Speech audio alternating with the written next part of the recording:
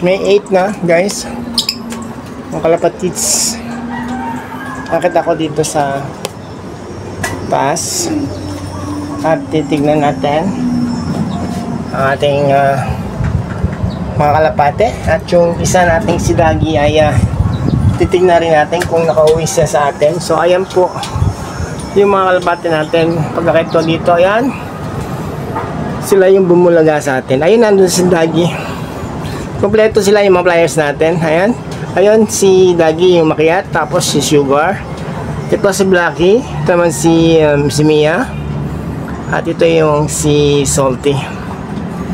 Yang si Sugar yung maraming batik-batik o kulay itim sa leeg niya at sa ulo. Si Sugar yan. Anak sila ni Grizel. Si Grizel. Kaya Grizel. Ayan. Bumaba si Mia doon. Hindi pala si Mia yan. Si Whistler pala yan. Ayan yung mga ano natin. Mga pliers natin. Nakatambay dito sa ibabaw ng tangke ng tubig. Ayan si Norman. Ayan sila. Lilipad pa kaya?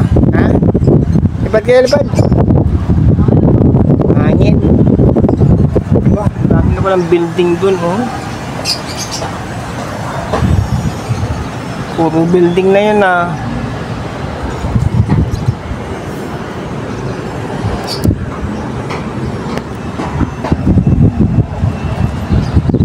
Ayan, oh. Kompleto yung pliers natin. Nandiyan sila sa ibabaw ng ating tangke ng tubig.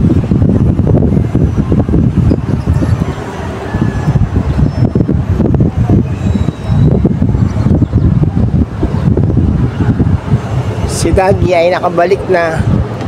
Ayan, o, si Dagi katabi ni Blacky.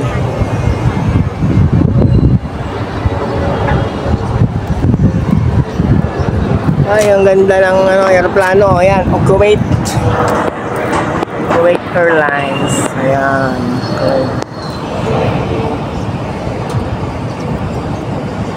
Laki.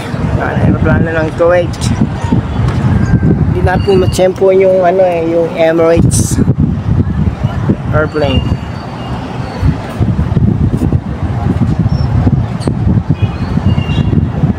Ayan mga kalapatid, so kompleto sila. 5 yung mga pliers natin.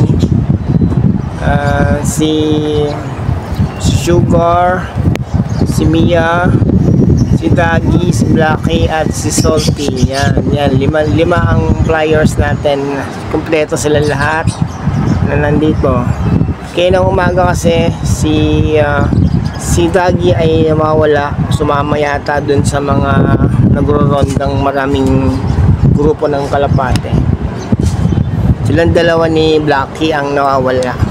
Pero hindi pa ako nakakababa kanina dito sa rooftop. Si Blacky ay bumalik kaagad.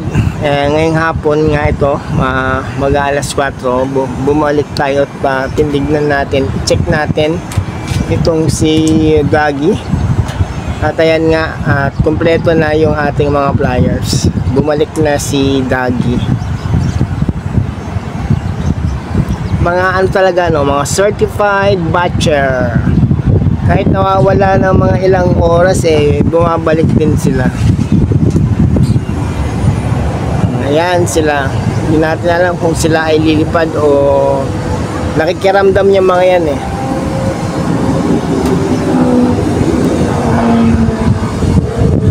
Mukhang uulan ang dilim ng itaas.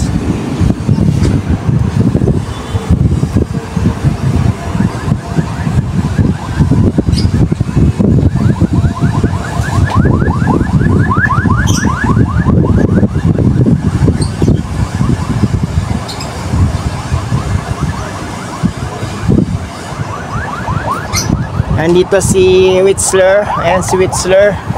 At saka si Kalaputi. Nandyan sila sa may halaman. Nandyan sila natambay. Tapos ayan si Grizel at si Norman.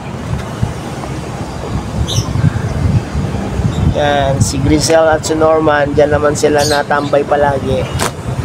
So ayan ang ating babaw dito sa rooftop, dito sa babaw na rooftop. Ayan.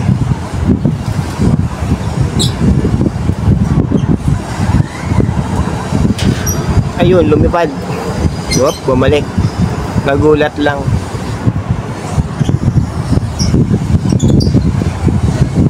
Ano, lilipad ba kayo? Lipad ka.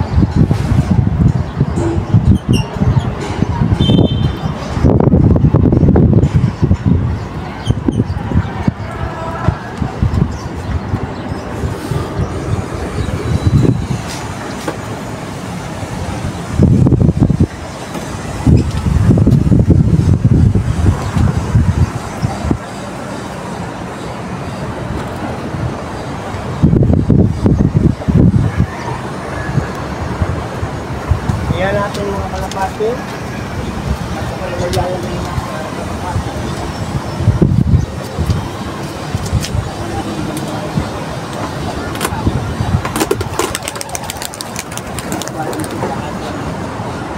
Ayan, lumipad na sila. Nagulat yata.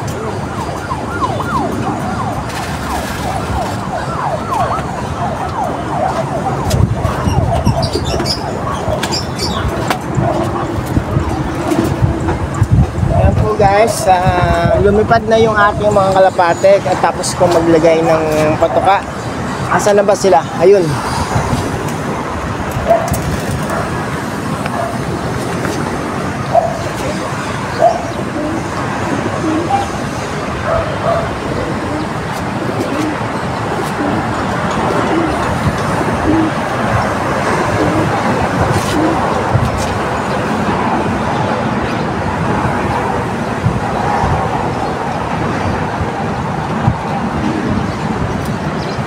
Medyo makulimlim po, baka uulan mamaya-maya lang.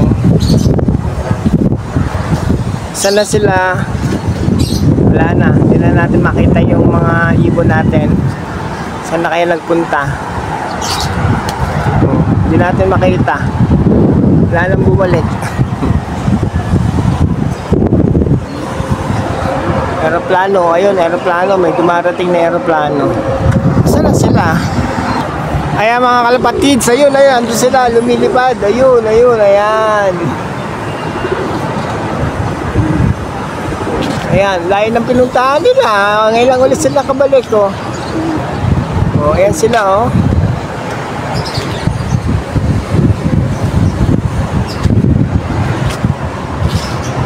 Ayan, bumaba na, ayan, nagsibabaan ng ating mga kalapate. Ayan na sila, pagod na pagod. Nagsibabaan na dito sa taas, dito sa bubong. Ayan na yung magkapatid, oh.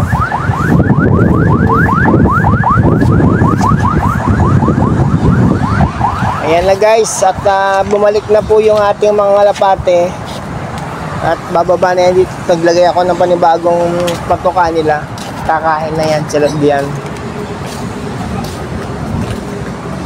So, ayan sila, oh. Pagod na pagod. Ang layo ng kanilang nilipad. Bigla silang nawala, eh. Pagpunta nila dun, eh, biglang nawala, eh. mga ilang minuto rin bago sila nakabalik na lumilipad. So ayan na sila guys, mga kalapatids, andyan na sila ngayon sa bubong. Bababa na yan maya maya lang dito sa ibabat para kumain. Ayan, naglagay na po ako ng pagkain dito. Sige na po guys, at tayo ay nag-check lamang kung nakabalik na si Dagi. Salamat po sa panonood nyo. Shoutout po kay Nay Merly at kay Kameses. Salamat, bye bye.